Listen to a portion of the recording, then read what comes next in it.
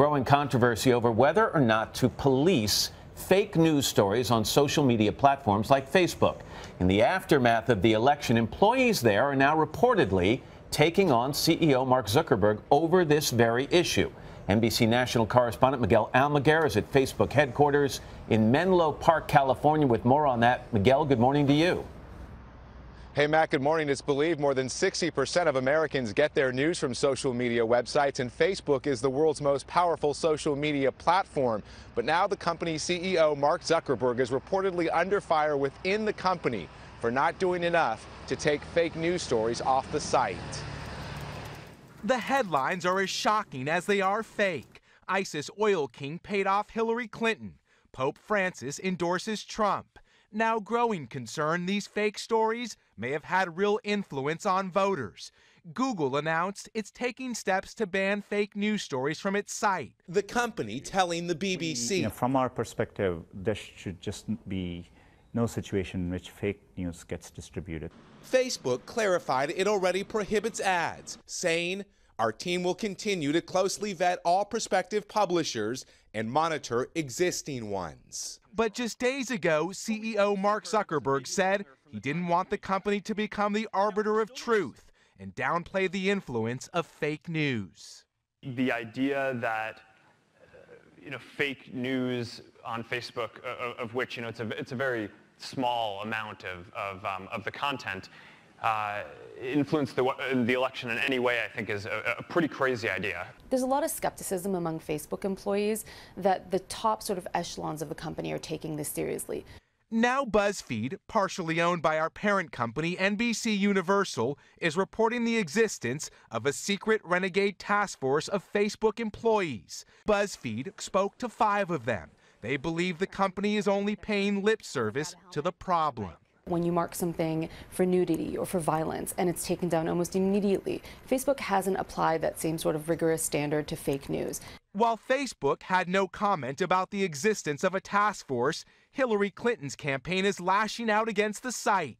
Her chief digital strategist, Teddy Goff, telling Politico they blame Facebook for enabling the spread of misinformation, saying they saw 0% chance Facebook was going to be compliant or work with us during the election. There were fake news stories against Trump as well. Asked for comment, his campaign did not respond. You don't want to move down the slippery slope of deciding what's false versus what's an opinion versus what is sarcasm versus what is parody. BuzzFeed says its sources inside Facebook have not told them how they're going to get rid of those fake news headlines. Meantime, websites like Twitter and Google are also dealing with similar problems.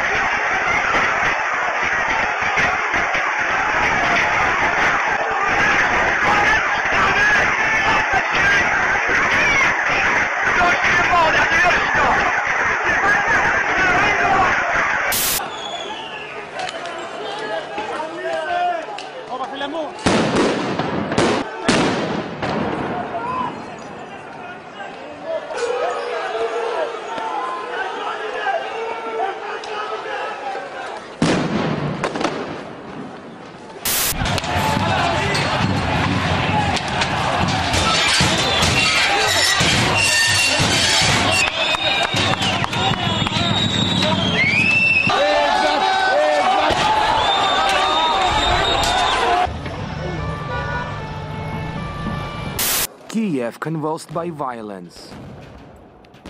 Molotov cocktails, pitched battles between protesters and police. A capital city spiraling out of control. And amid it all, it's the radicals and extremists who are spearheading this violence. Yeah, well, the play on victimhood here is very important. Maybe we can return to that question a little bit later. But I guess I return to the motive of expansion of Israel and the idea that they want to try to, obviously weaken the other states around Israel in the Middle East, etc. Because this, what you write about in the book, is a lot about how they managed to drag America into this war with the aid of the neocons and everything else that on faulty evidence really tried to pin something like 9/11 on Iraq, which was completely wrong, of course, but they managed to pull it off nonetheless, right? Well, yeah, in order to do that, and you needed to dominate what a former defense secretary named Robert Gates, I think, aptly named he called them the people in between, which is a very generic, non-ethnic sort of term. And he said, when you're waging unconventional warfare, and it's only unconventional to those on whom the war is being waged, and that war is being waged against the American public, is one of their great victims in this. What you do is you put your operatives in that in-between space. If you have a democracy, or what little remains of it, and you want to have a system of governance based on facts and the rule of law, then it's essential that you have access to the facts in order to have informed consent, in order to know who to vote for, what to embrace, that sort of thing. And so what this group did, the syndicate, is they focused an enormous amount of attention on dominating media, which is a huge in-between domain. If you turn on CNN and you get Wolf Blitzer, 17 years with the Jerusalem Post, when he's talking about anything other than the Middle East, you get pretty straight news. If you go anywhere near that, you're not getting straight news. I'm sorry, you're just not. And you see that now with the ongoing, with what's happened in the post sort of Paris environment.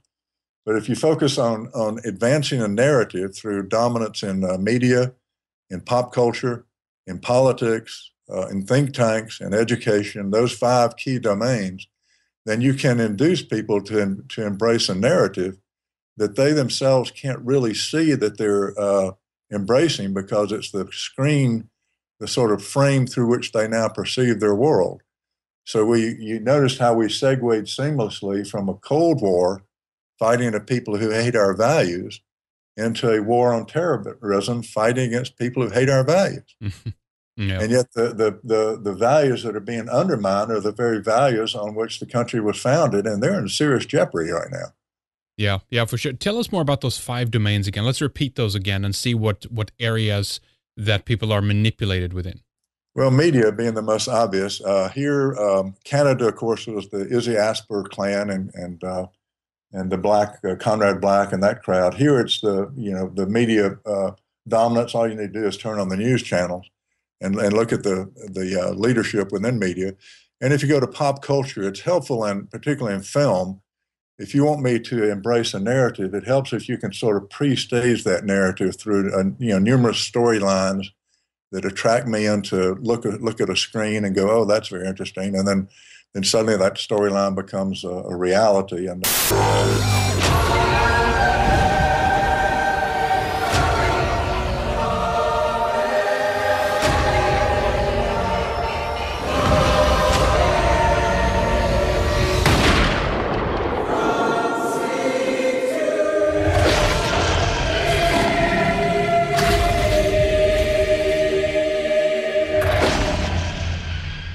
remember all the good the purge does.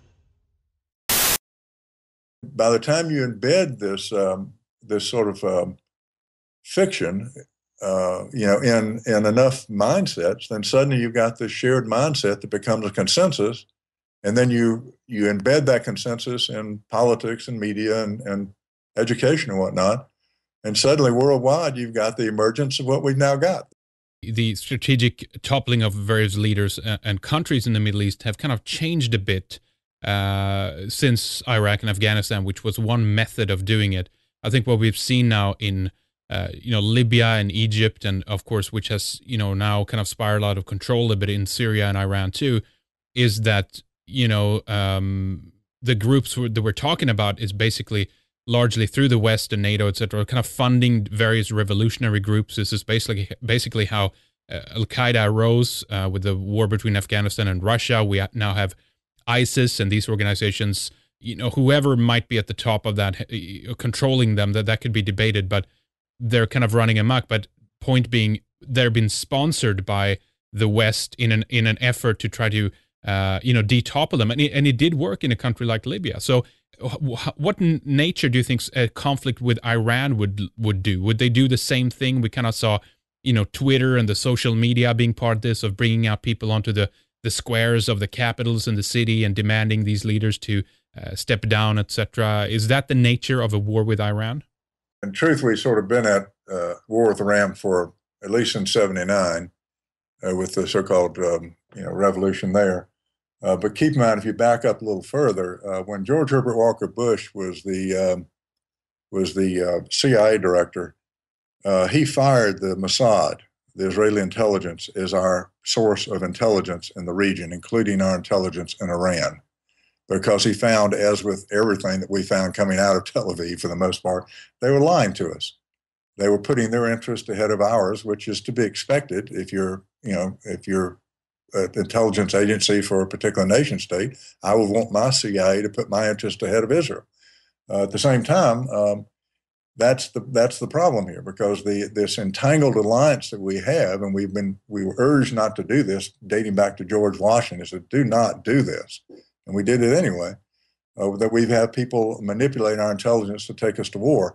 Now, what that would look like, I mean, we worked with the Israelis on the cyber warfare that helped, the Stuxnet virus that helped, run those centrifuges too fast, where they burned out in Iran's facility. Yeah. There. If that isn't waging war, I don't know what is. Yeah, that's right. So we've been at war with Iran.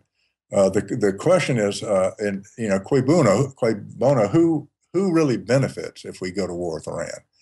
And it's not clear that it's us, meaning the United States and Americans. It is very clear that the war in Iraq, the greatest beneficiary of it was those who took us to war in Iraq. And you don't have to dig very deep to find who that was and who cooked the intelligence and who brought Ahmad Chalabi over here from the Iraqi fellow who provided all that false intelligence, or who featured in Judith Miller on the front page of the New York Times to sell us that narrative. So I'm confident enough in the facts that can now be mustered that I think this next war can be short-circuited. I hope facts don't make a liar of me, but the war with Iran is ongoing. What we usually think of as a war is when we send cruise missiles in to hit hit a facility, or when we take some bunker buster bombs and drop them on one of their nuclear sites, which is too deep to be impacted by it. But that's a population of 80 million people. We will further outrage the entirety of the Muslim world, well, or at least the Shia portion of the Muslim world, and this war will metastasize into something else. So here's hoping, if those doing this cannot persuade us to take on this next war, we will get enough stability, I hope, that we will uncover who has done all of this. You have to keep this ongoing turmoil and keep the eye off the ball in order not to have this investigated. And with Bibi Netanyahu coming to town to sell us on the war along with John Boehner, I mean, what could be better than that? So let's hope that's what it takes to wake us up. Now, do you take the view that a lot of these so-called terrorist acts that have occurred, Paris included, actually might have some links to various intelligence services, that these are false flag attacks in order to justify the continuation of the conflict that we now see? Because obviously we see, and even if that's not the case or not, we definitely could see who's trying to use the situation in that capacity. But I wouldn't put it past them with the history of Gladio and other things like that, especially within in Europe. Well, the attacks on Charlie Hebdo, I mean, the best commentary I saw on it was two fellows. One of them said that if that editor was not such a narcissist, he'd still be alive. The other one said if he weren't such a blockhead, he wouldn't have attracted the violence that killed him and his colleagues. Now, I would take it beyond that. Charlie Hebdo published the the same cartoons that set off the cartoon crisis in 2006, when its Danish counterpart, again run by this Jewish fellow, and forgive me, that's just the fact of the matter. You don't have to apologize for that. That's reality. But, yeah. Published, cartoons with Muhammad with a bomb for turban, all that sort of thing. Now, it's all very cute, and I'm sure, French culture likes this kind of stuff. But but the notion of free speech and whatnot came with also the notion you'd have some discretion.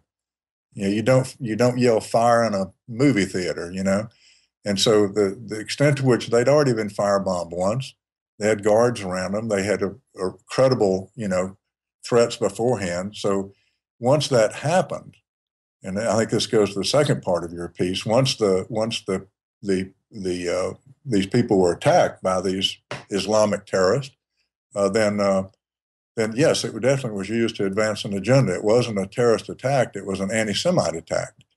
It was let's dispatch 10,000 French troops to guard synagogues and Jewish schools.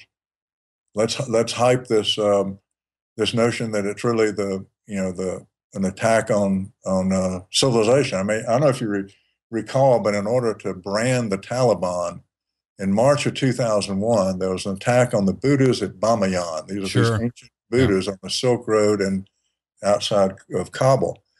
And it was telling that no one really, I knew who the Taliban was, you probably did, but people who don't pay much attention to these things had no idea who they were. Suddenly, you had an evildoer. You had a credible evildoer that done this awful thing. But it was telling to me that it was described in the American press as a cultural Holocaust. Okay, so you suddenly had this branding of this evildoers who, in fact, came online 6 months later, and there we are. So you've got, I think, again, an attempt to take an incident that was, foreseeable as anything, and turning it to this to advance this narrative.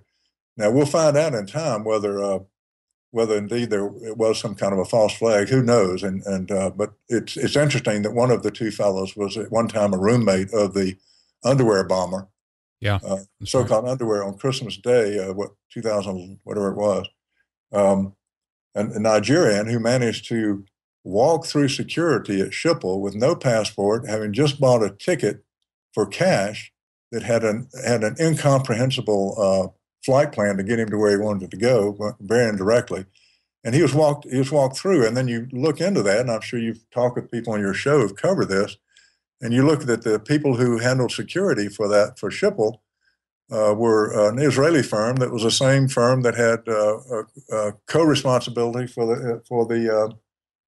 the security at Logan Airport in Boston for 9/11. So I don't want to go there. I think that's all very interesting detail, and there are plenty of people digging into that who will, in time that will all come to, to be whatever it is, and whether that's, correlation or causation we'll find in time. I think what's more important is to keep your eye on the ball, which is how this works in plain sight by having you buy into a narrative and then take on an agenda that's really not in your long-term interest. And, and that's very much back in play right now. And so it's very disturbing because it's a set of values that are very contrary to the values that we think we are governed by, and to even brush up against this at all, and identify the common source. The great smokescreen is that you're and we predicted this in the book, is you'll be charged as, and this came from Noam Chomsky, who I think whose analysis I think is 180 degrees off the mark. But he said it doesn't matter what the facts are. These are the original commissars. And I didn't realize he meant that literally, the original commissars. And it is literally the original commissars. He says the facts are irrelevant. You will be described as an anti-Semite, a Holocaust denier, and a Jew hater. Sure. Yeah. And that's so unfortunate because many of the greatest victims of this are the broader Jewish population whose identity as Jews has been manipulated by this very small group, many of whom just happen to have that same ethnicity, but are not, do not adhere to anything to do with the Jewish values or Judaism at all. They're largely agnostic or atheist. If you believe that Israel is an ally, despite the facts, then they remain an ally. So part of this challenge has been to permeate that get in that in-between domain and say, look, here are the true facts.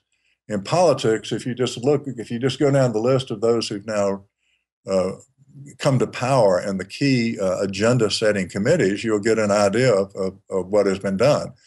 And that's not to say that these people are consciously complicit.